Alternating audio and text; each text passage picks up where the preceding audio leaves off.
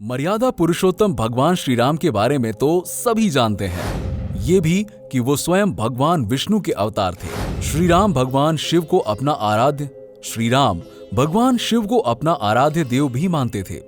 लेकिन क्या आप जानते हैं कि रामायण काल यानी कि त्रेता युग में एक समय ऐसा भी आया कि जब भगवान शिव शंकर और भगवान श्री राम युद्ध के मैदान में एक दूसरे के आमने सामने हो गए थे और दोनों में भयंकर युद्ध हुआ था। कैसा दृश्य रहा होगा जब सृष्टि के पालनकर्ता विष्णु और महाकाल माने जाने वाले भोलेनाथ जब युद्धरत थे। तो आइए दोस्तों जानते हैं क्यों व कैसे हुआ भगवान शिव व भगवान श्री राम के बीच युद्ध। लेकिन इससे पहले हमारा आपसे निवेदन है कि आप पूरा वीडियो जरूर देखिए। अगर आपको वीडियो अच्छी लगे तो हमारे YouTube चैनल को सब्सक्राइब कर लीजिएगा। बात त्रेता युग में उस समय की है जब रावण को हराने के पश्चात अयोध्या वापसी कर श्री राम ने राजपाट संभाल लिया था और लोकलाज के भय से माता सीता को भगवान श्री राम ने त्याग दिया था। उसके कुछ वर्षों पश्चात अयोध्या में खुशहाली लाने हेतु अश्वमेध यज्ञ किया गया। यज्ञ का अश्व जहां जहां जाता तो वहां के राजा प्रजा सहित श्री राम के अधीन हो जाते या फिर युद्ध में पराजित होकर उन्हें ऐसा करना पड़ता, क्योंकि किसी में भी पवन पुत्र हनुमान, श्री राम के भ्राता शत्रुघ्न व भरत को पराजित करने की हिम्मत नहीं थी। ऐसे में अश्व निरंतर आगे बढ़ता जा रहा था और श्री राम का साम्राज्य भी बढ़ता जा रहा था। चलते चलते अश्वमेध यज्ञ का घोड़ा देवपुर जा पहुंचा। देवपुर के राजा वीरमणि थे, जो बहुत ही पुण्यात्मा और भगवान भोलेनाथ व श्री राम के परम भक्त थे। अपनी कड़ी तपस्या से उन्हें स्वयं भगवान शिव से अपने राज्य की रक्षा का वरदान मिला हुआ था। अश्व को देखकर वीरमणि के पुत्र रुक्मांगद ने अश्व को रोक लिया। जब अश्व का संदेश पढ़ा तो वो युद्ध की इजाजत के लिए अपने पिता वीरमणि के पास पहुंचा। अब भगवान राम के भक्त वीरमणि ने पहले तो अपने पुत्र को समझाने की कोशिश की, लेकिन जब रुक्मांगद ने कहा कि वो युद्ध करने का वचन देकर आए हैं तो फिर पीछे हटने का सवाल ही नहीं था। उधर श्री राम की सेना में से भी हनुमान, जो कि स्वयं भगवान शिव शंकर के ही अंश माने जाते हैं, उन्होंने युद्ध रोकने का सुझाव दिया था और बातचीत से हल निकालने की प्रार्थना की थी। उन्होंने शत्रुघ्न को समझाते हुए कहा था कि इस राज्य की रक्षा का जिम्मा स्वयं महाकाल का है, इसलिए भगवान श्री राम के बिना यहाँ कोई चारा नहीं चलेगा। लेकिन उन्होंने पहले खुद ही इस स्थिति से निपटने का निर्णय लिया। अब युद्ध में श्री राम की सेना भारी पड़ रही थी। वीरमणि की सेना का मनोबल टूट रहा था।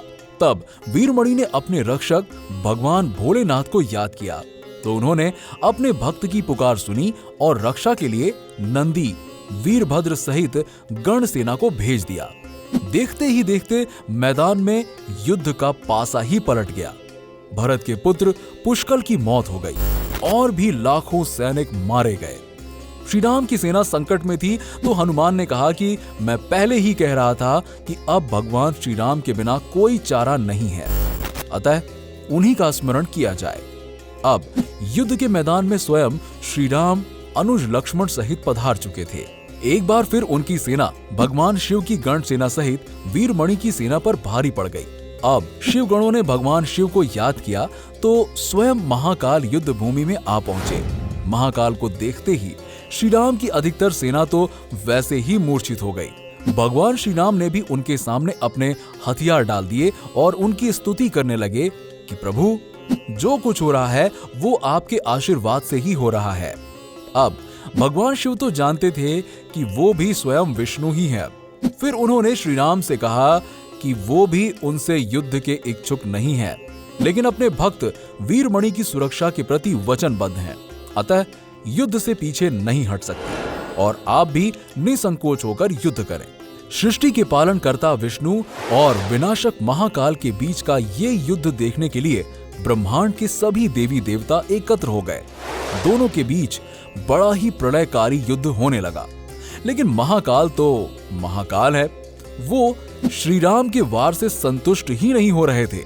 तब श्री राम ने भगवान शिव जी द्वारा भेंट किया गया पाशुपास्त्र निकाला और कहा कि हे प्रभु, ये आपका ही वरदान है कि इस अस्त्र से कोई भी पराजित नहीं होगा।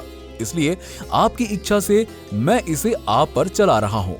तब जाकर महाकाल श्री राम के पाशुपास्त्र से संतुष्ट हुए और वरदान मांगने को कहा। श्री राम ने कहा कि हे प्रभु, दोनों सेनाओं के लाखों सैनिक गति को प्राप्त हुए हैं, आपसे अनुरोध है कि इन्हें प्राण दान मिले। तब भरत के पुत्र पुष्कल सहित दोनों सेनाओं के समस्त वीर फिर से जीवित हो उठे। वीरमणि ने राजपाट अपने पुत्र रुक्मांगद को सौंप दिया और स्वयं भगवान श्री राम की शरण ले ली। तो कैसी लगी आपको हमारी ये वीडियो, कमेंट में जरूर बताइएगा। अगर आपको वीडियो अच्छी लगी हो तो इस वीडियो को ज्यादा से ज्यादा शेयर करें और हमारे YouTube चैनल को जरूर सब्सक्राइब करें। चलिए मिलते हैं आपसे अगले वीडियो में कुछ और टॉपिक के साथ। तब तक के लिए नमस्कार।